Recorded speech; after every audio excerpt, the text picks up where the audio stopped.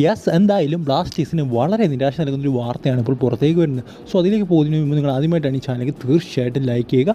200 ലൈക്കിൻ്റെ target എല്ലാവരും അതിലേക്ക് എത്തിക്കുമെന്ന് വിചാരിക്കുന്നു. എന്തായാലും ഈ ഒരു ന്യൂസ് നിങ്ങൾ കൂടുതൽ പേരും അറിഞ്ഞാണ് എങ്കിൽ പോലും നമ്മൾ ഈ ഒരു ചാനലിൽ കേരള ബ്ലാസ്റ്റേഴ്സ് റിലേറ്റഡ് ആയിട്ടുള്ള കണ്ടൻറ്റ് കവർ ചെയ്യുന്നത് കൊണ്ട് തന്നെ നമുക്കിത് കവർ ചെയ്യാതിരിക്കാൻ സാധിക്കില്ല. സോ അതുകൊണ്ട് പറയുകയാണ്, അതായത് നമ്മുടെ 4 താരങ്ങൾക്ക് അടുത്ത മാച്ചിൽ യെല്ലോ കാർഡ് കിട്ടിക്കഴിഞ്ഞ് കഴിഞ്ഞാൽ അവർക്ക് എന്താ പറയുക നെക്സ്റ്റ് മാച്ച് കളിക്കാൻ സാധിക്കില്ല. അതായത് 4 മാച്ച് യെല്ലോ കാർഡ് സസ്പെൻഷൻ ആകും.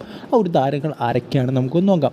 Adrian Luna, Danish Farooq, Freddy നവോച്ച. വളരെ പ്രധാനപ്പെട്ട 4 താരങ്ങളാണ്.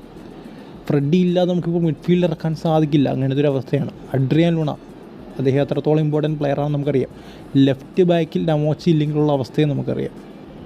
പിന്നെ ഡാനിഷാണ്, വിപിൻ വന്നാൽ ഓക്കെ, അദ്ദേഹത്തെ മാനേജ് ചെയ്യാൻ സാധിക്കുന്ന കാര്യമേ ഉള്ളൂ. ഡാനിഷ് എന്താ പറയുക വലിയൊരു പ്രശ്നമല്ല. ബാക്കി 3 പ്ലേയേഴ്സ് പോയി കഴിഞ്ഞാൽ നമുക്ക് വലിയൊരു പ്രശ്നം തന്നെയാണ്. സോ എന്തായാലും അടുത്ത മാച്ചിൽ പ്രത്യേകിച്ചും അഡ്രിയാൻ ലുണയ്ക്ക് യെല്ലോ കാർഡ് കിട്ടാതിരിക്കുക. കാരണം പഞ്ചാബ് എഫ് സിയുമായിട്ട് നമുക്ക് വലിയൊരു അഡ്വാൻറ്റേജാണ് ലഭിക്കാൻ പോകുന്നത്. 3 പോയിൻറ്റ് നമുക്ക് കൺഫേം ആയിരിക്കുകയാണ് ഇപ്പോൾ പഞ്ചാബ് എഫ് സി മാച്ച്. കാരണം അവരുടെ ഓൾമോസ്റ്റ് 5 താരങ്ങൾ, അത് വിദേശ താരങ്ങളില്ലാതാണ് അവർ ഇറങ്ങാൻ പോകുന്നത്. സോ ഇതൊരു വലിയൊരു അഡ്വാൻറ്റേജാണ്. 10 ഇന്ത്യൻ താരങ്ങളെ വെച്ചാണ് കളിക്കാൻ പോകുന്നത്. നവാസ് അഡ്രിയാൻ ലുണ ഒരുമിച്ച് കളിച്ച് കഴിഞ്ഞാൽ ഹീസസ് കൂടെ ഉണ്ടെങ്കിൽ അല്ലെങ്കിൽ പെപ്പറയും കൂടെ ഉണ്ടെങ്കിൽ ആ ഒരു ഡിഫൻസ് തകർത്ത് നമുക്ക് കയറാവുന്നതേ ഉള്ളൂ. സോ ഡിഫൻസിൽ 4 പ്ലേയേഴ്സ് ഇല്ല എന്ന് തന്നെ പറയണം. സോ അങ്ങനത്തെ ഒരു അവസ്ഥയാണ്. സോ ഈ ഒരു കളിയിലേക്കെങ്കിലും യെല്ലോ കാർഡ് മേടിക്കാതെ അഡ്രിയാൻ ലുണ മുന്നോട്ട് പോയി കഴിഞ്ഞാൽ നമുക്ക് ഉറപ്പായിട്ടും വിജയിക്കുന്ന ഒരു മാച്ചാണ് പഞ്ചാബ് എഫ് സി മാച്ച്. പിന്നെ ജംഷഡ്പൂർ മാച്ച്, ആ ഒരു മാച്ചിൽ നമ്മൾ എസ് എ തളർത്താൻ സാധിച്ചു കഴിഞ്ഞാൽ നമുക്ക് വിജയിക്കാവുന്നൊരു മാച്ച് കൂടിയാണ്. സോ വരാൻ പോകുന്ന 2 മാച്ച് എന്ന് പറയുന്നത് നമുക്ക് 6 പോയിൻറ്റ് നേടാൻ പറ്റുന്നൊരു മാച്ചാണ് ഈസി ആയിട്ട്.